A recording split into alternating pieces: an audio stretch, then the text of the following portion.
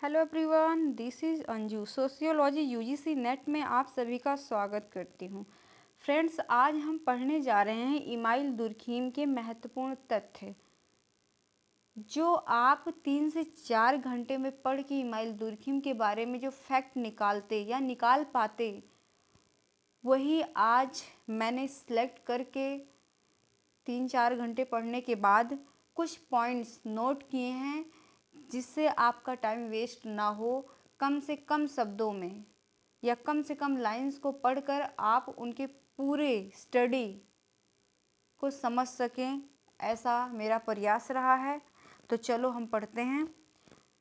सबसे पहले तो ये जानना ज़रूरी है, जो दुर्खीम का सामाजिक तथ्य है, सोशल फैक्ट है, वो हर्बर्ट स्पेंसर से या हर्बर्ट स्पेंसर के व्यक्तिवादी विचारों से बिल्कुल भिन्न है।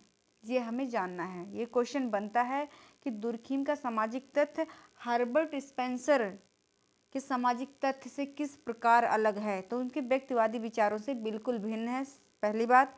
अब हम चलते हैं पॉइंट नंबर फर्स्ट पे चलते हैं। पॉइंट फर्स्ट पे चलते हैं, जिसमें लिखा है सामाजिक क्रियाओं को समझने का आधार क्या है? समाज है।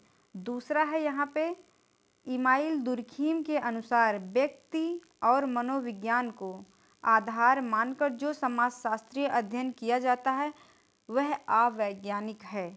दुर्खीम कहते हैं कि जो भी समाजशास्त्रीय अध्ययन किया जाता है व्यक्ति और मनोविज्ञान को आधार मानकर, वह क्या है? वह अवैज्ञानिक है। यहाँ पे जो हमारा अगला पॉइंट है वो है, दुर्खीम ने सामाजिक तथ्यों को वस्तुओं की तरह सामाजिक तथ्य को वस्तुओं की तरह समझने पर बल दिया है। सामाजिक तथ्य को उन्होंने एक वस्तु, एक चीज या भौतिक पदार्थ के रूप में देखा है। नेक्स्ट पॉइंट है, इमाइल दुर्खीम ने ऑगस्ट कॉम्टे के कार्य को आगे बढ़ाया है। क्वेश्चन बनता है कि इमाइल दुर्खीम ने अपनी स्टडी में किसके कार्य को आगे बढ़ाया है? तो वो बढ़ाया है ऑगस्ट कॉम्टे। ऑगस्ट कॉम्टे कौन थे? ये कौन है? फादर ऑफ सोशियोलॉजी, या हम कह सकते हैं समाजशास्त्र का जनक। समाजशास्त्र के पिता कौन है? तो वो है ऑगस्ट कॉम्टे, जिसके कार्य को आगे कौन बढ़ाएगा? Email Durkheim. अब आगे चलकर इमाइल दुर्खीम के बाद इमाइल दुर्खीम के रास्ते पर कौन चलेगा? उनके कार्य को, उनको प्रकार्यवादी जो उनका कार्य है उसको कौन आगे बढ़ाएगा? वो बढ़ाएगा Radcliffe Brown, Malinowski, Merton, Parsons, Levi Strauss. ये सभी जो हैं इमाइल दुर्खीम के प्रकार्यवादी कार्य को आगे बढ़ाएंगे। नेक्स्ट पॉइंट है, पारस्परिक निर्भरता वाली एकता को दुर्खीम क्या कहते हैं? सावयवी एकता। जो आज का जो मॉडर्न जो सोसाइटी है उसके बारे में बात करते हैं। वो कहते हैं कि जो पारस्परिक निर्भरता वाली एकता को क्या कहते हैं? दुर्खीम सावयवी एकता कहते हैं। दो एकता की बात करते हैं दुर्खीम, सावयवी एकता और यांत्रिक एकता। यांत्रिक एकता कौन सी है? जो पारंपरिक समाज में चलती थी, आदिम समाज में चलती थी।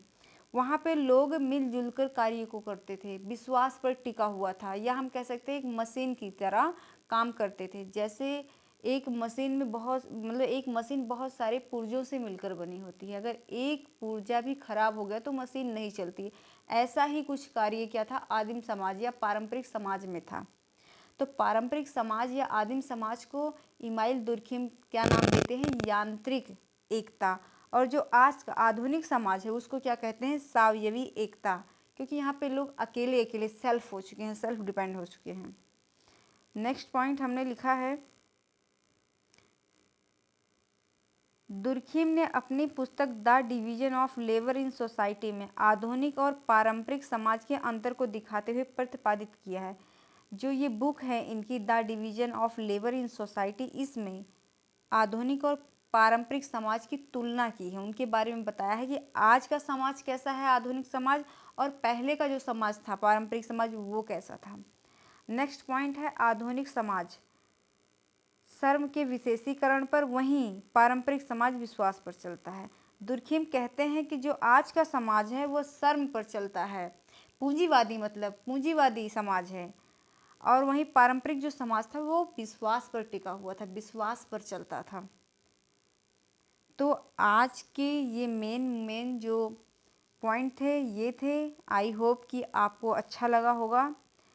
कहते हैं ना जैसे कि लस्सी में से मक्खन को निकालना, वैसे ही मैंने ये आपके लिए लस्सी में से मक्खन निकाल कर लेके आई थी। आशा करती हूँ कि आपको अच्छा लगेगा।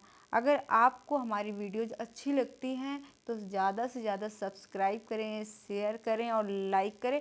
कमेंट सेक्शन में हमें लिखकर बताएं कि ये जो फैक्ट जो हम निकाल रहे हैं कि कम से कम शब्दों में आपको दिया जाए, ज़्यादा पढ़ने से अच्छा है।